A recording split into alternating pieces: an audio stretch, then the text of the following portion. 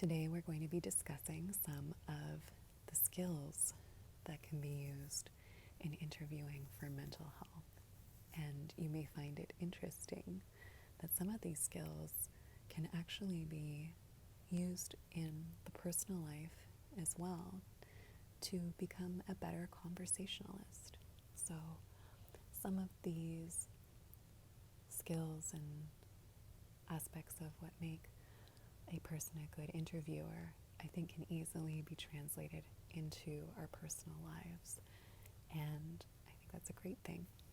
So let's get started taking out our marker. And first of all, I think it's great that you're taking an interest in mental health for yourself, for anyone in your life, or for a career path.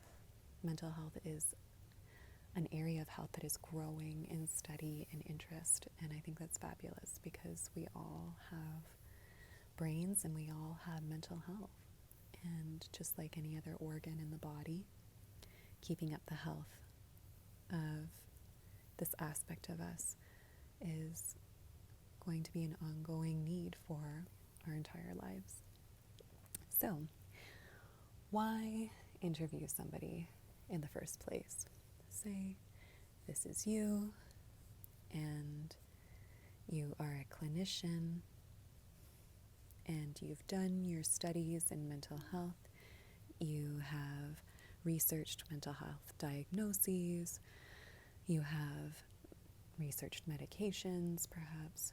You have researched and studied different types of therapy. And now you're ready to start to try to interview someone. And here we have that someone. And in mental health, at least more modernly, we often refer to this person as a client. And I think that word client is actually very cool. It's a distinction from the word patient. That's something that you might see more classically in healthcare. What I like about the word client is that it emphasizes a bit more, I would say, the person's autonomy or involvement in their care. So patient, I think of something as more passive,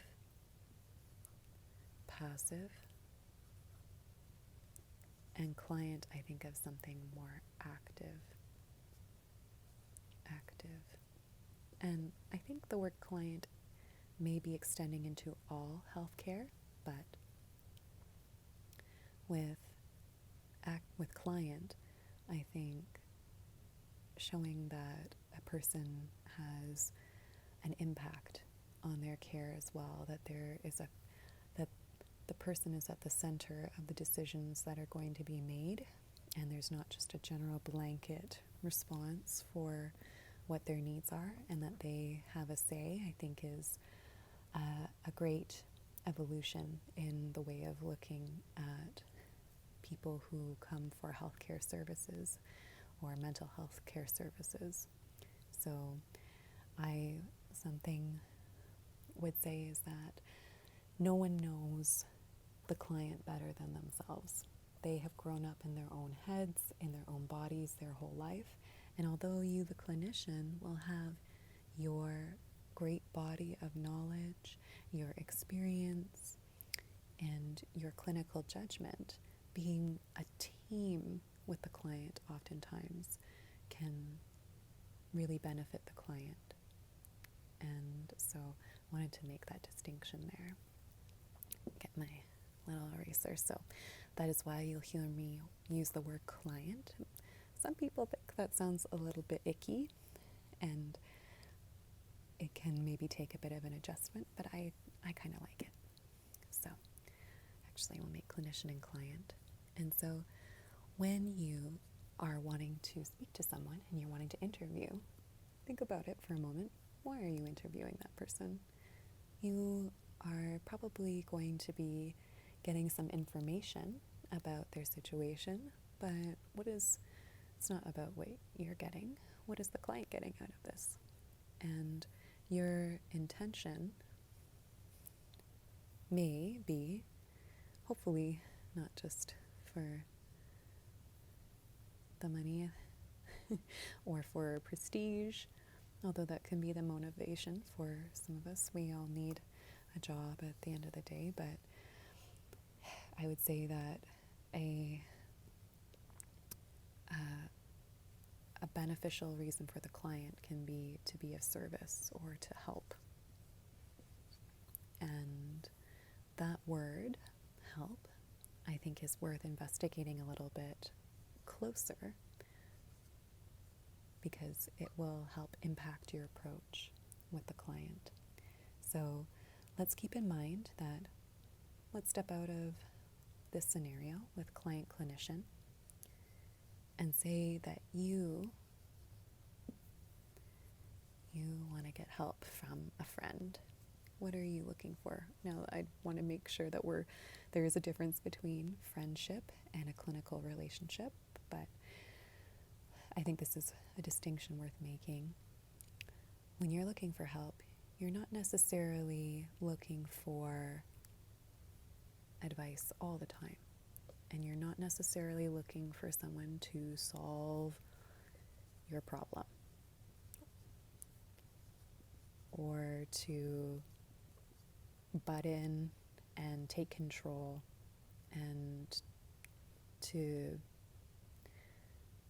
tell you exactly what you need to do. But sometimes you do want that. Sometimes you do want advice. Sometimes we feel helpless and we say, please just let me know what to do. But to assume that is what the client wants or what your friend wants is sometimes can get us into a bit of trouble. So that might be what you want, but that's an example of where it's good to ask the person what they would like from the session with you, what they would like from this interaction today, or what they would like to cover. Help. Sometimes when we come to a friend and we want to speak to them about something going on in our lives, sometimes we just want to feel safe. And I'll elaborate on this a little bit more. Safe in terms of having a safe space to share our confidential information or private information or information that is very personal to us. We want to feel that our clinician is not being judgmental. And that can be a difficult thing to do. I think it's actually, being a clinician is it's a good way to flex your non-judgmental muscles. It can sometimes be more difficult as a friend to not show judgment because we're accustomed to maybe using humor or to tease or to be blunt with our friends. And so when it comes to what we'll refer to something very personal, so something that is an issue or private for you and you want it to be kept confidential, and maybe it's something that you carry some embarrassment about or shame or guilt or fear. It could be a lot of different emotions, and you want to feel safe. You want to feel that the person that's listening to you cares and that they'll be confidential, that your information is safe, and that you will be caring, or the friend will be caring when they hear that. So those are things to keep in mind when you are speaking to a person, a client. So I think that it might be frustrating if you're a clinician and your objective is to always just solve, quote unquote, solve the problem, because mental health is not necessarily like a math equation all the time where there's just an obvious answer. 1 + 1 does not always equal 2 in mental health, I would say. I think that there are a lot of different ways situations can go, And I think if we're always looking at the outcome, that might get us frustrated. And I don't know that that's very healthy for you. And I'm not sure if this, of having a mentality of curing versus helping manage a situation will be helpful to you. And I don't know if it'll come across to the person that you're trying to help as that. That can feel like a lot of pressure, and it can feel icky or gross in a way, if that makes sense. I don't know that anyone wants to feel as though something is wrong with them by the person that they're speaking to, if that makes sense. And this idea of cure is very complicated. I personally am ignorant towards what that would even mean in mental health, but I don't use that word when I'm referring to mental health. I don't think, I'm not really in a position to say that. I would say that there is management of symptoms, and that we can help create a sense of equilibrium and safety and functionality in a person's life. But I don't know, maybe there'll be a day where we say there's a cure for certain types of mental health conditions. But the idea is that if your mindset is, well, by the end of this session, I'll have fixed you, haha, aha. I don't know that that's going to go very well. I think that's a lot of pressure for both people, and that doesn't really make sense if you think about your own life. Be realistic and say, well, how long does it take you to have any progress in a certain area? Was there a certain struggle in your life that you have, or something you haven't learned yet? Sometimes certain things may happen for us overnight or in a short term, but some things can take years.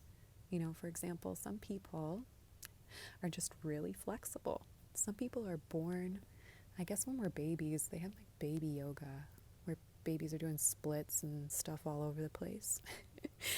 And we, I guess, are a bit more floppy when we're little.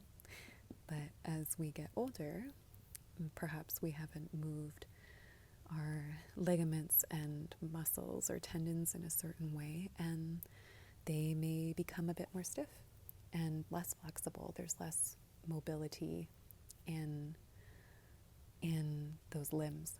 And so there may be some people who get if they want to do, say, splits training or some sort of flexibility training, they might achieve their goal within, a few months. And there are some people who it might take years to achieve that specific goal.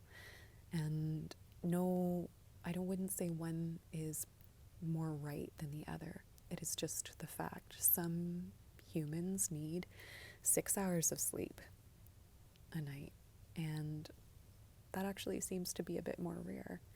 I've heard of a nurse. I read that a nurse once only needed 1 to 2, I think it might have been, we'll say conservatively, she only needed 2 hours of sleep. Can you imagine? She was functional with around 2 hours of sleep a night. I'm so jealous because most of us tend to function best with about 7.5 up to 9 hours of sleep. And there's variation in that, of course, but it just goes to show that there's not necessarily one right way of achieving something or going about our lives. And so having that openness, I think, is really important in being a clinician. And if you think about it, that's probably it can be helpful in relationships too.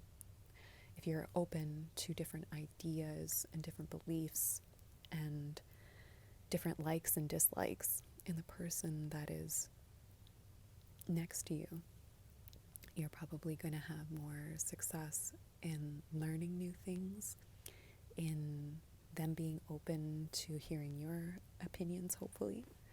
And that doesn't necessarily mean you'll connect with everybody who has, if they have drastically different lifestyles or ideas or opinions as you, but it'll be, I wonder if you've ever met anybody where you have every single thing in common, or that you couldn't learn something from that person and vice versa. So it would be a very stale and boring place if we all were the exact same. So to have some openness is valuable. We have obviously our skills, knowledge, judgment, and treatment recommendations, but hearing out the person is always going to be useful. So let's talk about some actual physical interview skills, or the way that you're going to present yourself. You'll notice that we're not really talking about the person too much over here. I'm going to be talking mostly about you and how you behave today. This is going to be a bit of a part one. And so let's pretend that we're sitting in chairs. Oh dear. Okay, there we go. So realistic. Yes. And don't fall asleep. That's bad. We're sitting in chairs, and what are you going to be doing to this person, for this person, do to this person? You're going to be listening, and you're going to probably introduce yourself. Say maybe this is the first time that you've spoken to this person. Being warm and approachable. Approachable can be, oh my gosh, I don't even know what is happening with this. I'm embarrassed. Sometimes as I'm filming, I have a brain fart about how to spell a certain word, so I'm embarrassed. But you want to be open with the person, and you can start by introducing yourself and asking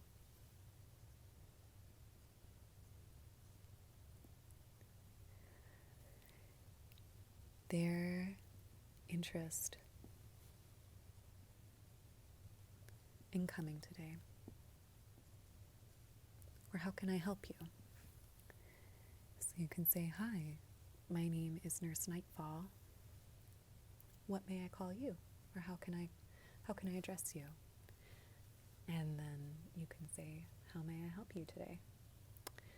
That might be something that you hear often in customer service.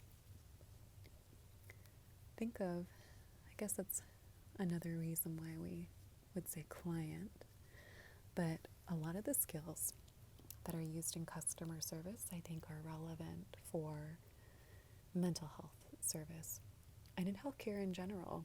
I don't know if you've ever experienced speaking to a clinician who is incredibly smart and incredibly efficient even, and they really know their stuff, but they might have been a bit blunt or short with you, or maybe you got a bit of an impression that they were rushed, or that they didn't care, or that they didn't want to listen. There may have been different things going on for the clinician that day, but that may be how they conduct themselves in general, regardless. You don't know what's going on in their head.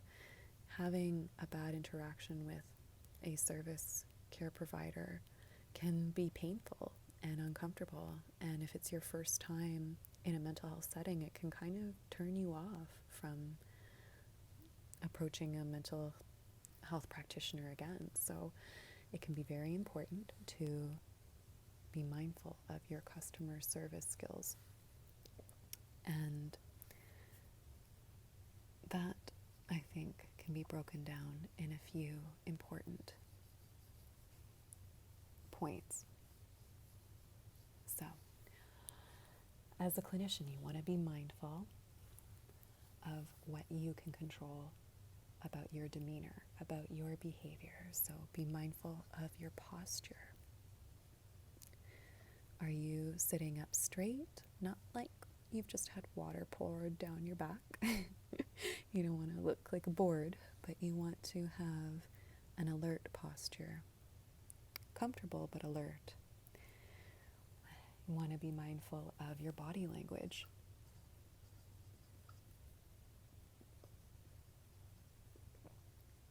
Body language. So when we cross off our arms, I think you might have heard, or our legs, might have heard that can look guarded or judgmental or uncomfortable, impatient, in a way that seems as though we're cutting off the other person, the opposite of open. We look closed.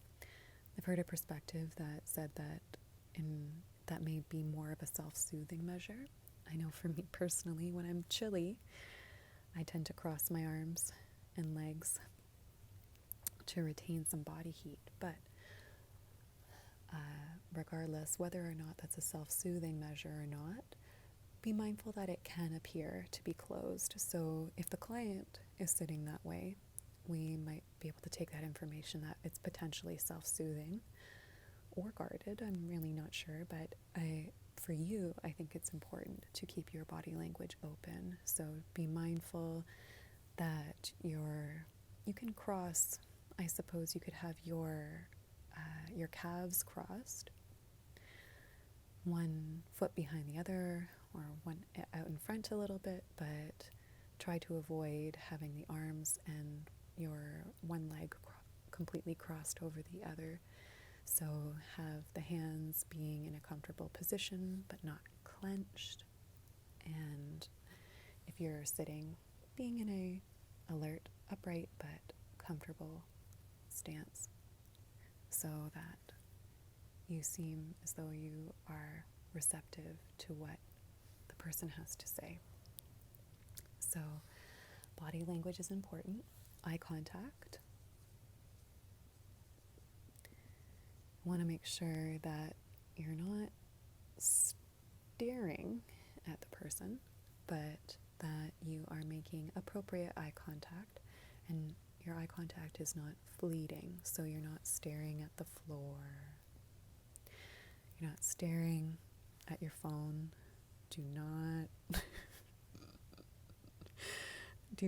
never, ever have your phone in a mental health interview. That's not a good idea, even for our relationships. I don't know if I'm sure you've been in a situation where you're having an intimate conversation with somebody and you're just in the middle of an important story and they pull out their stupid phone and they look at it casually, and it's almost as if it's somehow seen as like an acceptable multitasking thing these days, but I find it rude, honestly. So I know that you probably wouldn't pull out your phone, but as pulling out a phone would be, and mind you, if you're in a social circumstance, maybe saying, hey, excuse me, or sorry, do you mind if I check something really quick? Or I just remembered I have to send something. I'm sorry. Mind if I do that for a sec? You don't necessarily have to apologize, but yeah, I think just being mindful and not just assuming, not just pulling out your phone out of nowhere and starting to text or make a phone call. It's good to kind of include the person because you're there with them. You're not there with the person on the phone and or that's in your contact list. And of course, like there may be a time where you do have to call or text someone because of things that are going on, but just be mindful because it can really turn a person off or just show that you're not interested or caring in the situation, and it can be disrespectful. So that's a bad that's a bad habit I noticed that we've developed collectively. Not everyone does it, but similarly, as a clinician, we want to make sure that we're not distracted. So something that we can do, and I guess that's related to eye contact with our attention, We want to be attentive to our guest, to our client. And attentive means being present. It can be hard because there might be a lot that's going on in your life, and to be fully engaged and present with the client is one of the most important things that you can do. So there are different ways of doing that, and that is to really, be in tune with the client, making a very thorough assessment of what's going on, observations about how they appear, about their behavior, about how they're moving, how they're speaking, what their mood looks like. You can assess how they're speaking, if what they're saying makes sense, if they're going off on lots of tangents, or if they're sounding, if they're in more of a linear way of speaking. This is all part of a mental status exam, and we'll get into that in another video, but you can perform a bit of a mental status exam as your client is talking, and at the same time you should be very in tune with what they're saying.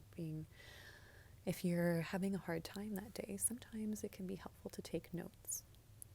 I know I can be a bit spoiled and prefer, if it's a therapeutic session, to kind of have a full attention of someone, but taking notes is not necessarily a bad thing if that's what you need to do. If you know your own sense of memory, and you know you're not necessarily going to remember everything the client said or the really important details, then taking notes and including the client saying, mind if I take some notes for the session, and leaving the really detailed stuff to be after the session.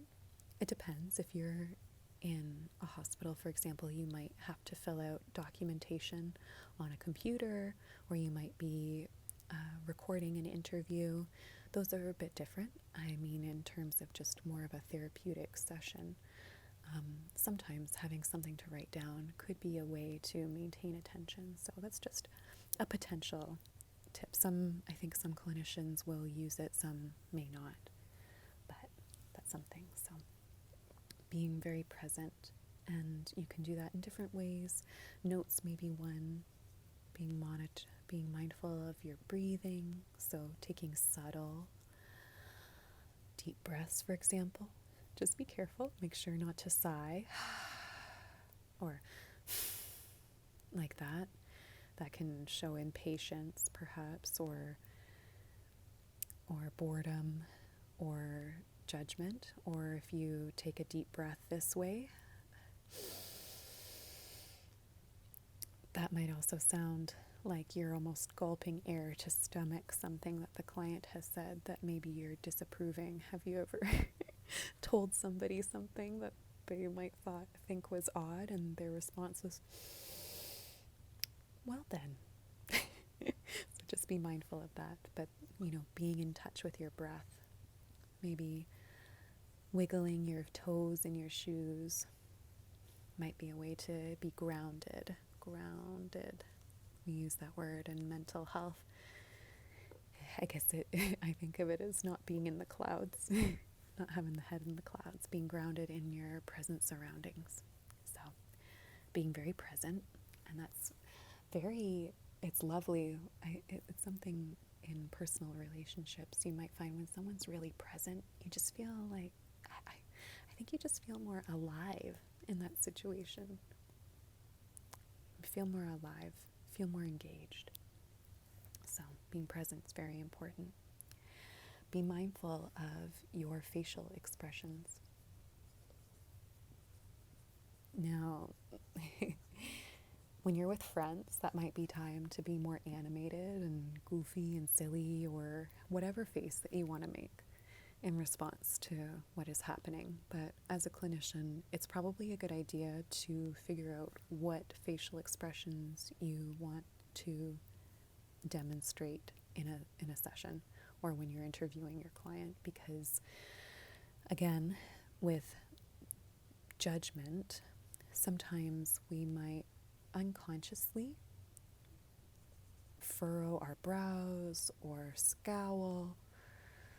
It can be good to even monitor how your face is at rest. So maybe even looking at yourself in the mirror when you're on the phone sometime, or just practicing having a conversation in the mirror, or asking somebody when you're speaking to them, say, hey, what do you notice about my face? Or how does my face look when I'm talking to you? What expressions do you notice me using? And, or, when I'm not talking and just listening, how do I look?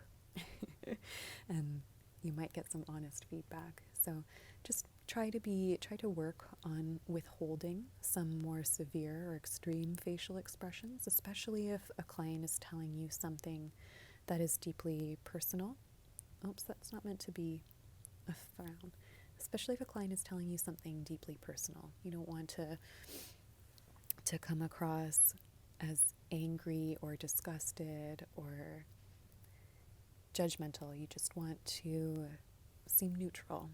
And I think as you gain experience, you'll be able to know what facial expressions to incorporate when. And I don't mean always having a sour, flat face. It's appropriate to smile, and it can be appropriate to laugh at times. But I would be very careful with humor. And if you do choose to laugh, I think maybe just being very careful, and that might require some experience and practice, so that you don't offend the client. You never want to laugh at the client, be laughing with, or at a situation they've told you and maybe they're laughing. If they're laughing in an appropriate situation, it can be a good practice to laugh along, for example, to show that you are engaged. So I think I need to erase some things. Something else that's incredibly important is to understand how your tone of voice is as a clinician. Tone of voice. You see, we all have beautiful, unique voices, and I think that there are ways of modulating our voices to be therapeutic. So I don't think that necessarily means going out and buying a new voice. I think it means finding a way to speak that is inviting and open or supportive to the person that you're speaking to. And excuse me, in my example, or for me, I would say that I would choose a similar voice as I'm speaking to you now. Soft-spoken, maybe on the deeper side, sometimes higher. This is both, I don't know how to describe it. I feel like my voice is both high and low right now. I think it depends on the words I'm saying, but there can be uses for speaking lower, softer, and higher. I think I've seen clinicians purposefully speak with a softer volume as a way to encourage listening. And there may be ways that your tone, that you would like it for it to be more assertive, but either way, this is something that you can research online or see videos of interviews being conducted and just observing what tones of voice you respect or appreciate, and think about your own experience. So when you go and tell someone something very personal or private, or that you are hoping will be in a respectful environment, would you rather hear, so say that the person that you've told doesn't think that what you have in mind is a good idea, for example. Think about the tone of voice that you would prefer to hear. So it doesn't change the fact that you might not agree with something, or you don't think it's in their best interest. Listen to the difference between this. Based on based on everything you've told me, I don't think that's a good idea. Versus, based on some of the things you told me, I'm not sure if that's going to be in your long-term interest. They're both disagreeing, but one is slightly softer. And I think that softness can really save you a lot of trouble.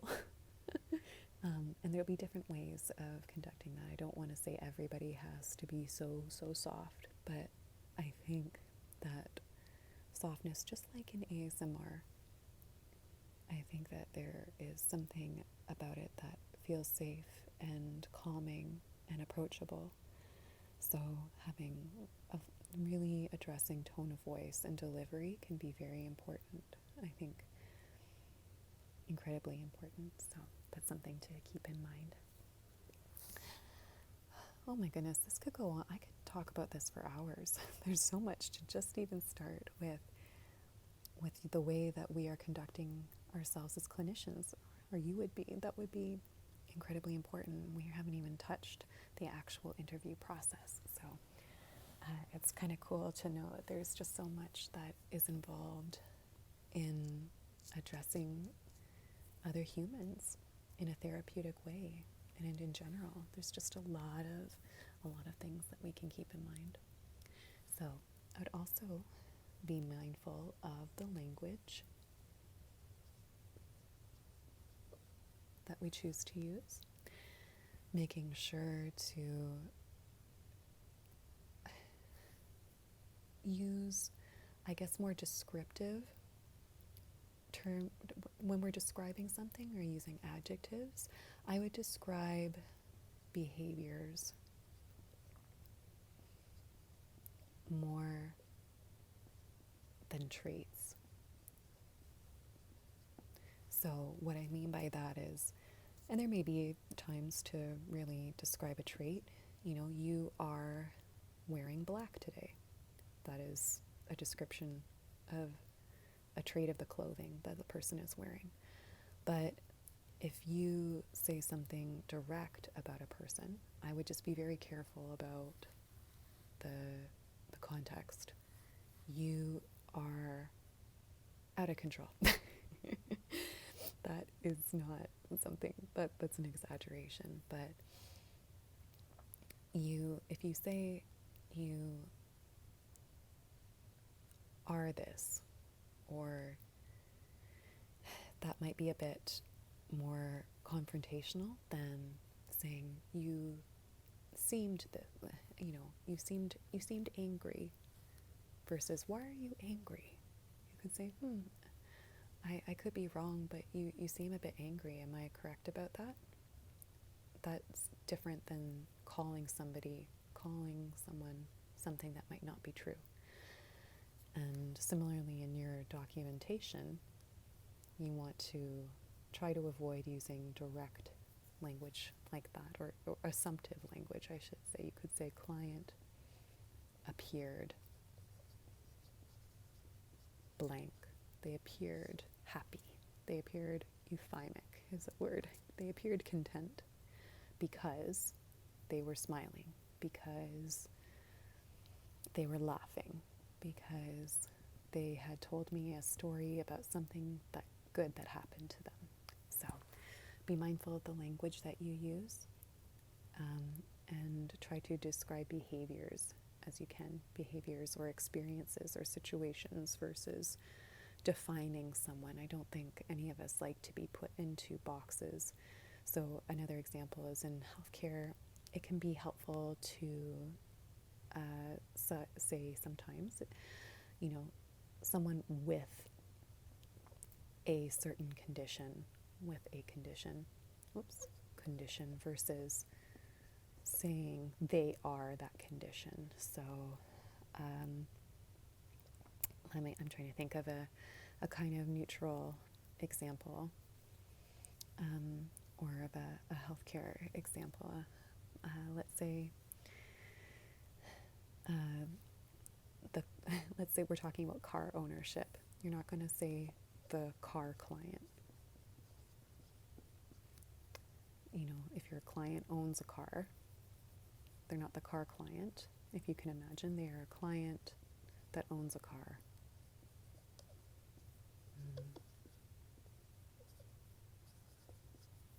So if a client has a certain mental health diagnosis, you're not going to call them a blank client. They're going to be a client with that blank condition, a client with blank.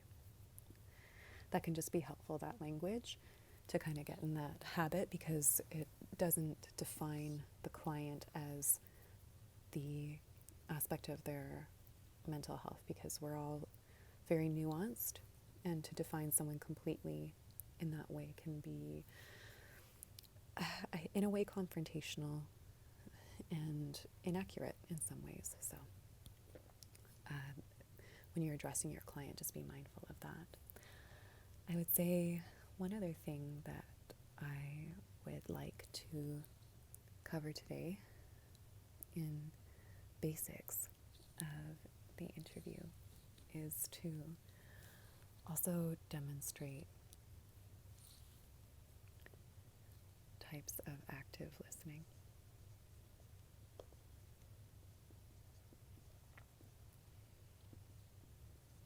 So we can do that. Active listening, I think, shows that we're engaged, that we're present, that we're really taking in the information, and there are different things that we can do. I have to erase these faces. They're not as... There we go. They're not as cute as I had hoped. So I would say that we want to, you can nod your head sometimes, but you don't necessarily want to have one single response. It can be a facial expression, again, tying into knowing what your facial expressions are going to be, or how you want to respond. But, using eye contact, a combination of eye contact, nodding your head, repeating back what the client has said to you. So they could say something, something, something, something, something, something, and I'm so happy. And you can say, you're really happy. as a way of active listening in that type of response. You're repeating back a small portion, or you can get information. You can repeat something in a form of a question. Okay, so let me, to clarify, you are feeling this, or you experienced that, or you are wanting to change this, etc. There are ways of active listening. I would say, actually, this is more of a questioning component, but I'd say that in order to get a more complete answer, you can pause. You don't always have to fill silence with something. Silence can feel uncomfortable, but it over time it can get easier, at least for you. The client may feel uncomfortable, but you'll have done it so many times that that you might not mind it. But silence can sometimes allow the client to fill in gaps. You don't want to overuse this, because it can kind of seem a bit creepy or eerie, but it depends, using your judgment. But you might ask a question, and the client may give a short answer, and you can nod and say, oh, or tell me more, or simply nod. And don't with our inflections, don't have to say or okay. That's again a tone of voice or language choice that we might want to avoid. It depends on how, if maybe you can deliver that message successfully, but using words that kind of open up the client to say more, that you're receptive to hearing more about a certain answer, can be beneficial. And at the to the last thing, or Something else I'll say is that really work on just making sure that you demonstrate compassion. No matter where we are, we're all human.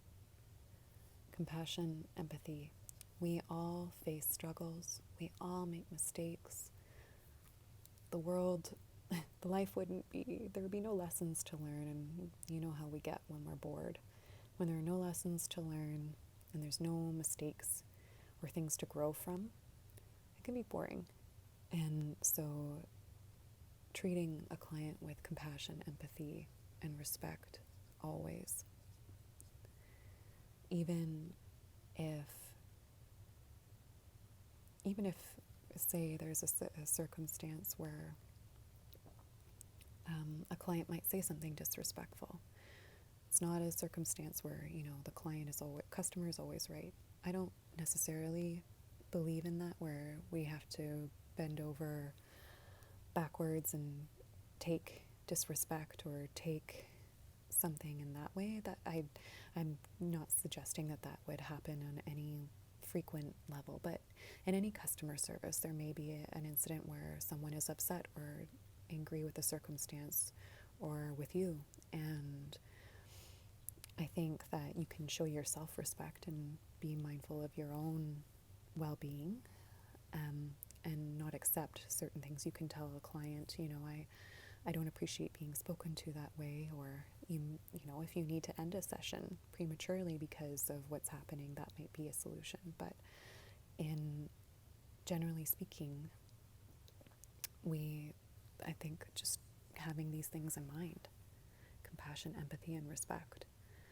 Client may be telling you something that's very personal, very difficult for them, and knowing that, seeing the humanity in what goes on, may actually learn a lot about ourselves from our clients. And having the ability to put ourselves into someone else's shoes is, I think, a useful asset and can help with our everyday relationships as well.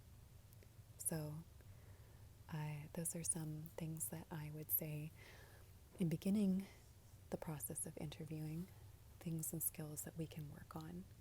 I'd say it's a good place to start. And whatever your interest of mental health is for yourself, which is fabulous, I wish you well.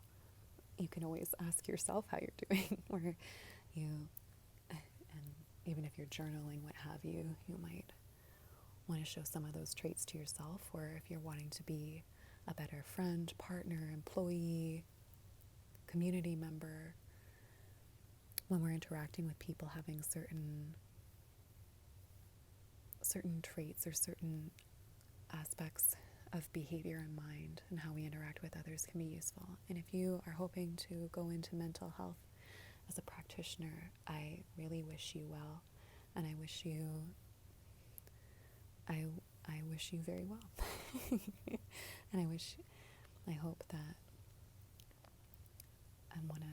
I'll say I thank you so much to everyone who is involved in mental health care. Thank you to all of our frontline workers right now that are serving our communities. Thank you for everything that you do.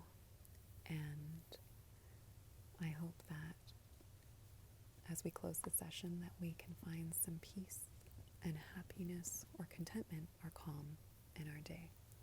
Even if this might not be a happy day, I wish for even just a moment of calm in your day. And we'll conclude the session by wishing you well and sending heart.